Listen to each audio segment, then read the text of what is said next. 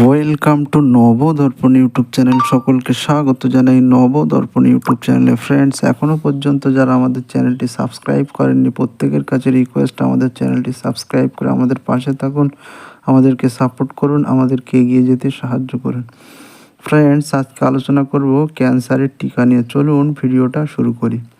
তৈরি হয়ে গিয়েছে ক্যান্সারের টিকা, দেওয়া হবে নতুন বছরে। ক্যান্সারের টিকা তৈরি করতে সফল হয়েছে রাশিয়া এবং 2025 সাল থেকেই তা বিনামূল্যে দেওয়া হবে আক্রান্তদের, দাবি ভ্লাদিমির পুতিনের।